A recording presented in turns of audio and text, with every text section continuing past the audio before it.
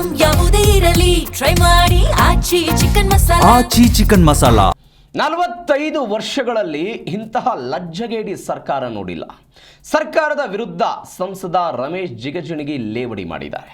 ಈ ಉಪಸಮರದಲ್ಲಿ ಕಾಂಗ್ರೆಸ್ಗೆ ಜನ ಪಾಠ ಕಲಿಸ್ತಾರೆ, ಚುನಾವಣೆಯಲ್ಲಿ ಈ ಬಾರಿ ಬಿಜೆಪಿ ಅಭ್ಯರ್ಥಿ ಗೆಲ್ತಾರೆ ಅಂತ ಬಾಗಲಕೋಟೆಯಲ್ಲಿ ವಿಜಯಪುರದ ಸಂಸದ ರಮೇಶ್ ಜಿಗಜಿಣಗಿ ಹೇಳಿಕೆ ಕೊಟ್ಟಿರೋದು. ರಾಜ್ಯ ಸರ್ಕಾರದ ಗ್ಯಾರಂಟಿಗಳ ಬಗ್ಗೆಯೂ ಕೂಡ ಜಿಗಜಿಣಗಿ ಲೇವಡಿ ಮಾಡಿದ್ದಾರೆ. ಸಿದ್ದರಾಮಣ್ಣ ಎಷ್ಟು ಒಳ್ಳೆಯವಿದ್ದ, ನನ್ನ ಜೊತೆ ಮಂತ್ರಿಯಾಗಿ ಕೆಲಸ ಮಾಡ್ಯಾನ, ನನ್ನ ಜೊತೆ ಇದ್ದ, ನನ್ನ ಆಫೀಸಿಗೆ ಬರ್ತಿದ್ದ, ಎಂಥ ಬಂಗಾರ ಅಂತ ಮನುಷ್ಯ ಇವತ್ತು ಎಂದು ಕಾಂಗ್ರೆಸ್ ಸೇರಿದಲ್ರಿ ಸತ್ಯನಾಶ ಆಗಿ ಹೋದ. ಇವತ್ತು ಅವನ ಮನೆ ಕರಪ್ಟು, ಮಕ್ಕಳು ಕರಪ್ಟು, ಅವ್ರ ಕರಪ್ಟು. ಇದು ನಾವು ಮಾತಾಡಬಾರ್ದು. ಇದು ಆದರೂ ಕೂಡ ನಮ್ಮ ಹೊಟ್ಟೆ ಉರಿತದೆ. ಅದ್ರ ಸಲುವಾಗಿ ಜನರ ಸಲುವಾಗಿ ಎಲ್ಲದಕ್ಕೂ ಅದೇ ಅಂದ್ರೆ ಹೆಂಗೆ ರೀ ಇರ್ತದೆ. ಆಯಿತು, ಈಗ ನಾವು ದೇಶದಲ್ಲಿ ನೋಡ್ತೇವೆ, ಇವತ್ತು ಮೋದಿಯವರು ಚುನಾವಣೆಗಳು ಬರ್ತಾವ, ಚುನಾವಣೆಗೆ 10 ರೂಪಾಯಿ ಖರ್ಚು ಮಾಡ್ತಾರೆ. ಇವ್ರಿಗೆ ರೋಡಿಗೆ ಎಲ್ಲರಿಗೆ ರೊಕ್ಕ ಕೇಳ್ತಾರೆ.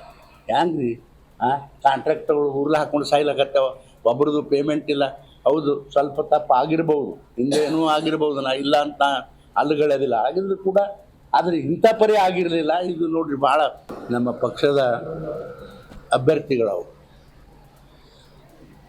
ಅವರು ಈ ಕ್ಷೇತ್ರದಲ್ಲಿ ಹಿಂದೆನೂ ಕೂಡ ಅವರು ಶಾಸಕರಾಗಿ ಕೆಲಸ ಮಾಡಿದ್ದಾರೆ. ಸಾಕಷ್ಟು ಒಳ್ಳೆಯ ಕೆಲಸಗಳನ್ನು ನಮ್ಮ ಸರ್ಕಾರ ಹಿಂದೆ ಇದ್ದಾಗ ಈ ಭಾಗದಲ್ಲಿ ಮಾಡಿದ್ದಾರೆ. ಅದು ನೋಡಿ, ಇಲ್ಲಿ ಹಿಂದೆ ನಾವು ಪ್ರಯತ್ನ ಮಾಡಿದೆವು.